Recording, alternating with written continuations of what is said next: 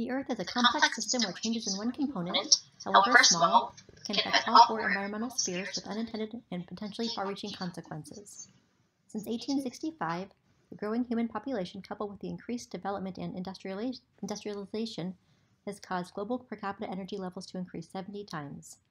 In 2018, 76% of energy produced was derived from fossil fuel combustion, which has caused a significant increase in atmospheric carbon dioxide and other greenhouse gas emissions since pre-industrial times, and is considered the primary contributor to Earth's warming climate. These driving forces add pressure to the natural environment by increasing air and water pollution, atmospheric greenhouse gas concentrations, ocean acidification, and sea level rise, which negatively impacts sensitive environmental ecosystems such as Australia's Great Barrier Reef. The world's oceans act as a carbon sink, absorbing 25% of atmospheric carbon dioxide, which alters ocean chemistry by causing the pH to decrease, resulting in ocean acidification. Ocean acidification hinders the production of calcium carbonate by marine species, which impacts coral reefs and shell-building organisms. The graph above identifies the relationship in the continuous rise in atmospheric and seawater concentrations of carbon dioxide and the corresponding decline in ocean acidity. Since the Industrial Revolution, ocean acidity has increased by 30% and is expected to increase an additional 40% above current levels by 2100, which slows coral growth and can even cause coral skeletons to dissolve if levels become too severe. Climate change is also causing sea surface temperatures to rise, increasing an average of 0.13 degrees Fahrenheit each decade since 1901, which negatively impacts coral reef populations as it leads to coral bleaching. The Great Barrier Reef has experienced 6 mass bleaching events since 1998. Coral bleaching occurs when the colorful marine algae that live within the coral tissue are expelled due to stress. While the algae may return to the coral if conditions improve, it may take decades to recover. Rising sea surface temperatures are expected to cause coral reefs to suffer annual severe bleaching events as soon as 2043, leaving no time for recovery in between events, which will likely result in a 70 to 90% loss of the world's coral reefs. Adjacent land uses have a significant impact on oceanic water quality, which affects the health of Australia's Great Barrier Reef. Landowners are clearing forested land to make way for new agriculture and livestock grazing, and without the tree roots securing the topsoil, rain washes an estimated 17 million tons of soil, sediment, and pollutants into rivers each year, which are eventually carried out into the ocean and can smother the corals or shade them from sunlight, which hinders their ability to photosynthesize and produce food. Sediment loads increase 2 to 5 times in headwater catchments near agricultural and cattle grazing lands, which discharge into the Great Barrier Reef, and as agriculture expands, erosion and sediment loads will increase significantly. In addition, chemicals such as agricultural fertilizer, which is rich in nitrogen, are also present in stormwater runoff. Nitrogen lowers the temperature at which coral will begin to bleach and increases the severity of bleaching, making corals less resilient. Removing nitrogen and sediment from rivers and oceans is imperative to prevent premature bleaching and protect corals from rising sea surface temperatures and preserve ocean ecosystems. Coral reefs also provide social and economic benefits to adjacent communities, including protecting shorelines from storm damage, commercial fishing to provide jobs and provide food to people worldwide, a habitat for marine life, tourism, and medical treatments. Great Barrier Reef protects the shoreline of cities that house 300,000 people within a 30-kilometer radius and provides over 500,000 people with food and employment.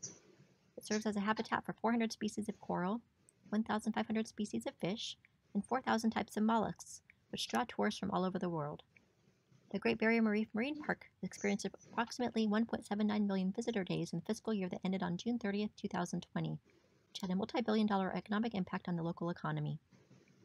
In addition, corals have been used to treat diseases through 2 antiviral drugs, and the anti-cancer agent was developed using compounds extracted from the Caribbean reef sponges. Local communities will be the first to see the negative socio-economic impacts of coral reefs and fish losses. It should be a priority for local communities to adopt sustainable and preventable measures to protect these precious resources. As we have noted, increases in anthropogenic CO2 levels are contributing to climate change. Climate change is increasing sea surface temperatures, lowering the ocean's pH, and melting ice caps, leading to sea level rise. These changes are altering the ocean's chemistry and are harmful to its ecosystems. In Meadows' system descriptions, she identifies a source, a stock, various sinks, and various feedback loops.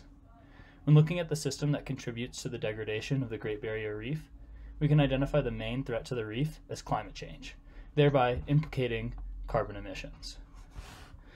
The source of carbon is the burning of fossil fuels, primarily for energy production. This contributes to carbon in the atmosphere, which in turn is absorbed by the ocean. The ocean and the air begin to warm as the concentration of greenhouse gases increase, causing increased surface temperatures in the oceans and increased air temperatures that melt ice caps. Carbon stored in the ice is released into the atmosphere, and the melted ice causes the sea level to rise, creating a negatively reinforcing feedback loop. The increased carbon in the ocean creates carbonic acid and lowers the pH of the water. This causes harm to coral reefs, and other ocean ecosystems. This threatens the life of the reef and the organisms who depend on it, and in conjunction with overfishing, threatens the livelihood and food security of populations who depend on the ocean for food and income. One sink that can help to reduce the carbon in the atmosphere and take pressure off the ocean is the Earth's forests. However, increased deforestation restricts the amount of carbon the Earth can naturally process. More carbon is left in the atmosphere and is absorbed by the ocean. And the issue with deforestation is twofold, especially for the Great Barrier Reef. Deforestation on the shores of Australia has caused increased levels of soil erosion. The soil carries chemicals and pollutants out onto the reef, changing the chemistry of the water. The sediment itself clouds the reef and restricts its exposure to light. This system is very complex, but the source of the issue is simple. The burning of fossil fuels is threatening our planet's ecosystems and the livelihoods of people around the world. We need to make a change. The DPSIR framework is another method for explaining and showing the causal links within a system. These links begin with a driver or driving force, which is asserted through pressures in the form of something such as emissions. These pressures are placed on a state or states, either physical, chemical, or biological, which produces impacts on systems, either including but not limited to ecosystems, human health and society, and economic institutions. These impacts therefore produce responses, often political in the form of new laws or regulations, target setting, or prioritizations. Within the case of the carbon cycle, the oceans, and coral reef ecosystems, modern-day living standards as a result of increased industrialization have led to increases in energy and natural resource consumption, which acts as the driver in this system. The burning of fossil fuels has led to an increase in atmospheric CO2 and other greenhouse gases, leading to increased air and water pollution. These pressures in the form of pollution and changes in atmospheric conditions have harmed the state of ocean ecosystems through ocean acidification and increased sea surface temperatures. Because of these pressures, ocean ecosystems are experiencing habitat loss, coral bleaching events, and mass die-offs of coral reefs. The loss of these precious ecosystems is not only impacting local coastal communities, but has global implications through massive economic losses, lost tourism, and food sources. The governments of countries such as Australia, home to the Great Barrier Reef, have acknowledged the importance of preserving such ecosystems and placed priorities on protecting and restoring this precious resource. The use of buffers to sequester carbon, such as planting kelp beds and other seagrasses, have been implemented in response, as well as the implementation of better land management and agricultural practices to decrease coastal erosion and runoff into the oceans.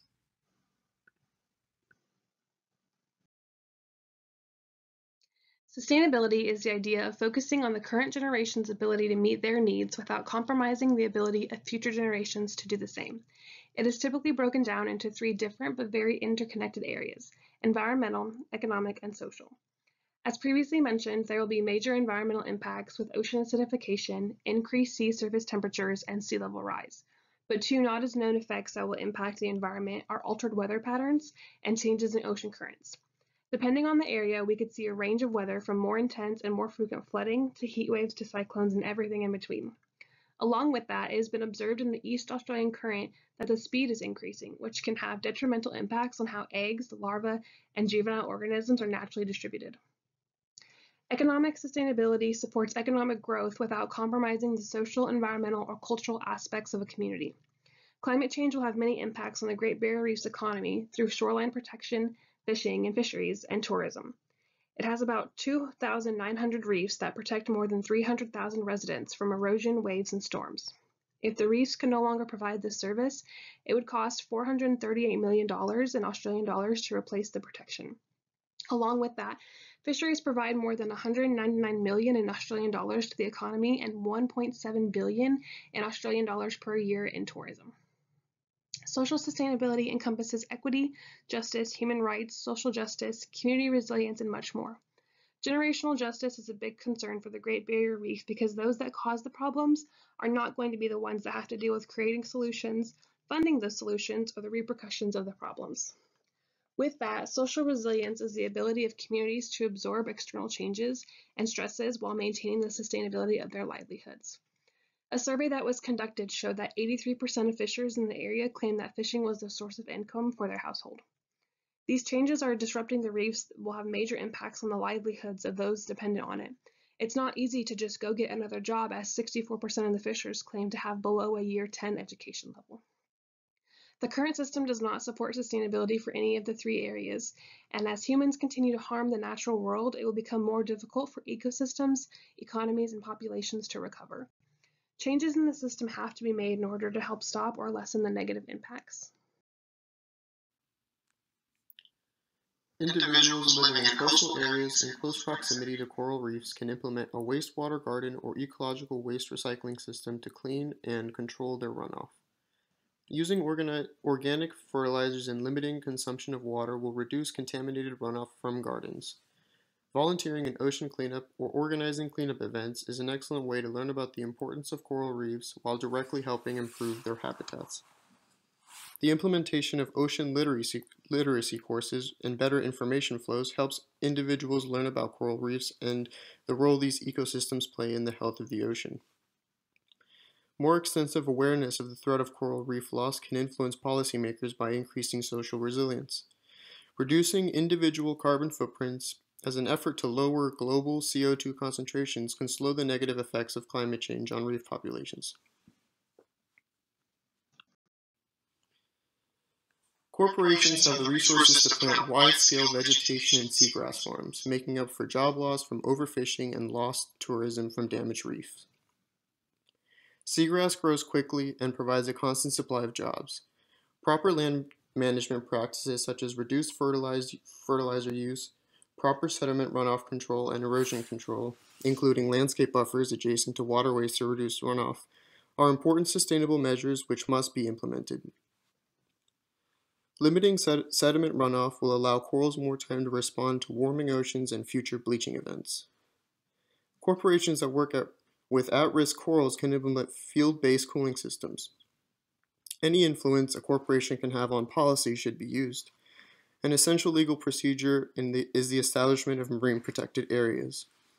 Marine protected areas have the added force of law behind them and protect marine enclosures such as coral reef systems with the federal government. Apart from losing the largest living structure on Earth, the loss of coral reefs will result in environmental damages. The annual global economic value of coral reefs is estimated to be between $30 to $375 billion in goods and services, including fisheries, tourism, coastal protection, and as a source of medical advances and environmental wealth. The path to saving the Great Barrier Reef will include individuals, local communities, and global efforts. This natural habitat is home to more than 1,500 species of fish, hundreds of coral species, and many other living species. From a socioeconomic perspective, the reef supplies tens of thousands of jobs and adds over $5.6 billion each year to the Australian economy. Ensuring the Great Barrier Reef survival will require corporations to supply jobs to implement various buffers, leverage points, and feedback loops that can work effectively at the local level. Viewing the problems of climate change and global warming through a system lens will allow for greater understanding of the issues presented and increases the chances of proper coral safeguarding in the Great Barrier Reef.